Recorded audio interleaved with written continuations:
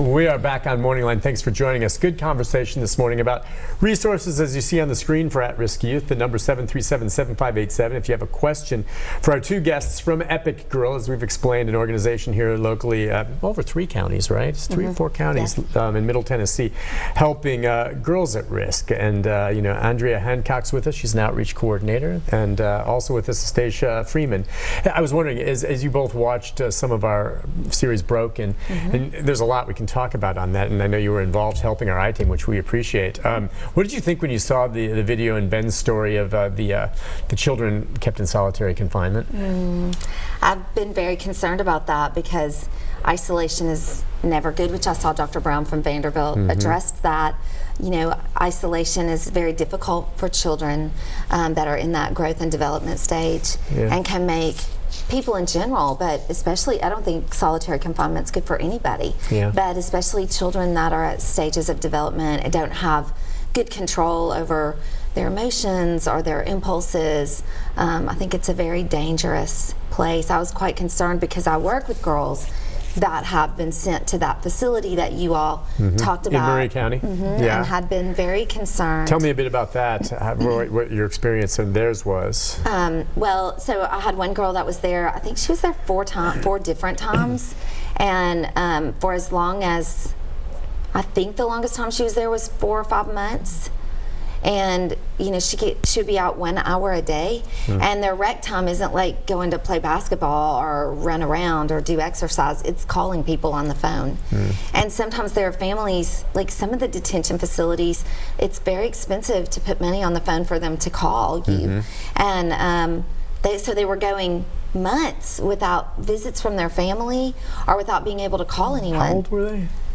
What were the range of these girls you're talking about? The girl that I'm talking about was 16 the first time she went in. I can't even imagine. I'm trying to remember how 17, immature and 15, just clueless I was at 16 and how scary that would be. The thing I was trying to hit home yesterday when we were talking about it earlier this week with Ben was that when you get these girls you're talking about are going to get out soon. And see, so much of the general public just gets angry and like, well, lock them up, or if you don't want to be in solitary, then behave. And I'm like, look, doesn't it make it more difficult for you when they get out after 6 months, a year, whatever it is, if they've been in solitary all that time, to get through to them? I mean, I'm like, these are juvies. They're getting out. It's not like it's an adult. I agree with you. Solitary is hard on anyone, but if an adult's locked up serving a 20, 30-year sentence, well, you're not going to see them, okay?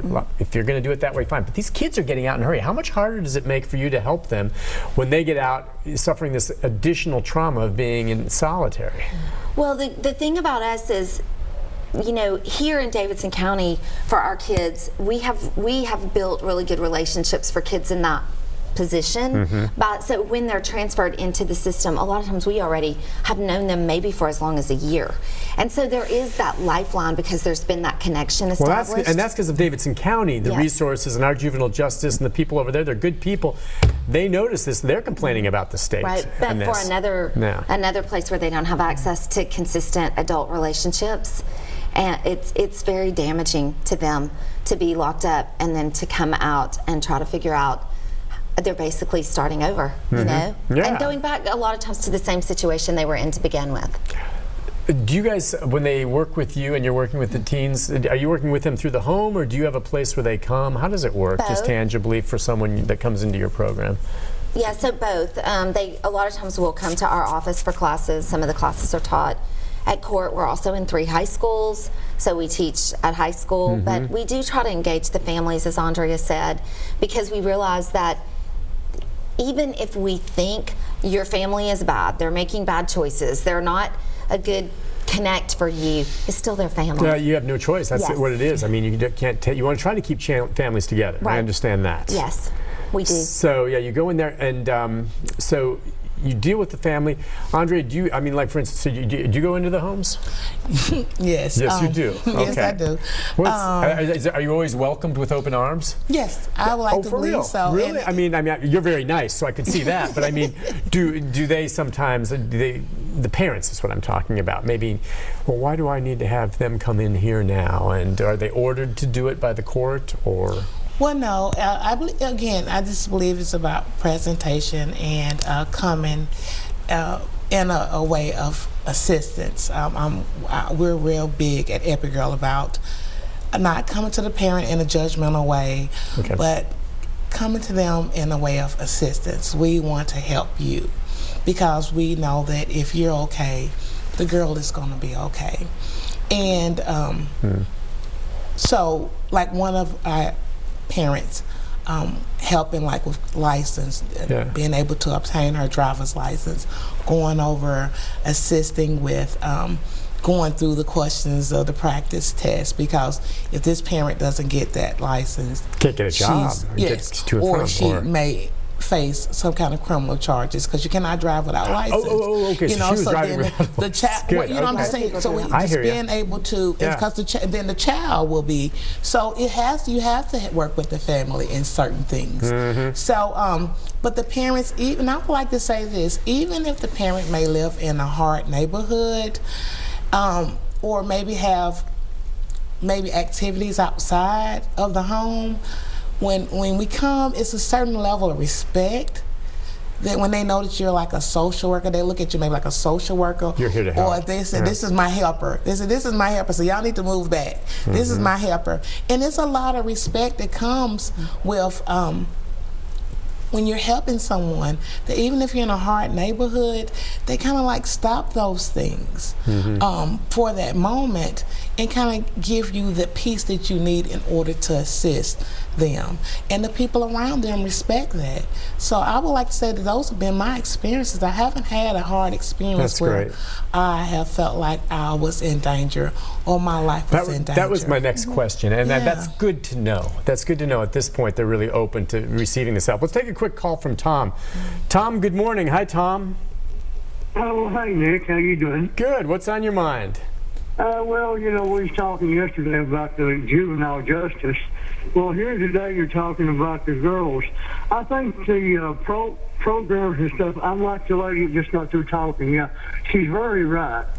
The children, the girls, you know, when they get locked up and stuff, you know, they need somebody that could say, pay attention to them and be, you know, friends and nice to them, and then get them in a program where they could have an education, and to get them in maybe a work program where they can learn how to work and get work ethics. So when they can get back out there and have an opportunity to get started in life instead of going back outside to get started in what they're doing, if they stay away from the wrong people. Well, I mean, he's right, but here's the thing. I remember several years ago, long before it closed, Woodland Hills. I remember going out there and being given a tour, and in some ways it just seemed to me some of the facility was a very, very secure school setting. And I was impressed to see that they were trying and educating some of these kids. Now, we know things got out of control there, and at one point or another, obviously Woodland Hills and others had to close down.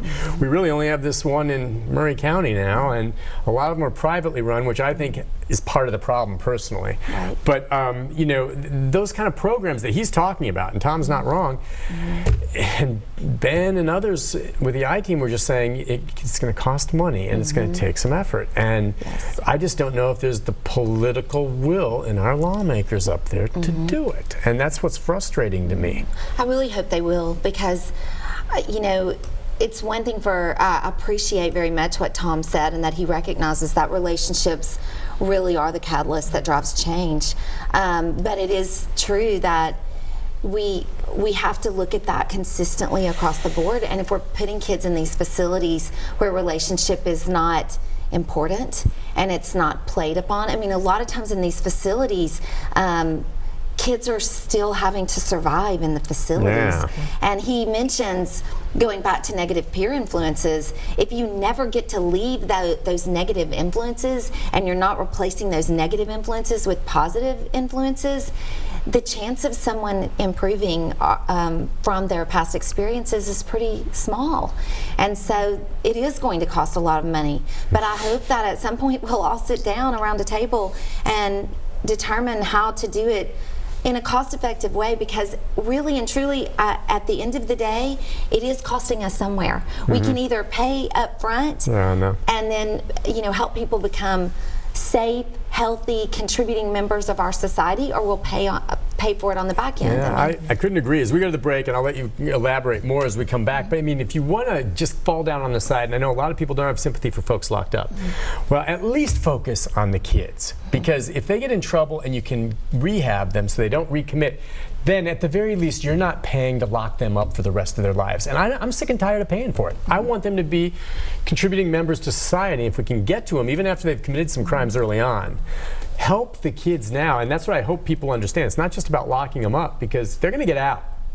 And so I'd rather have them get out and work. We'll take a break. We'll be back with more of your calls and more of our comments with our guests right after this.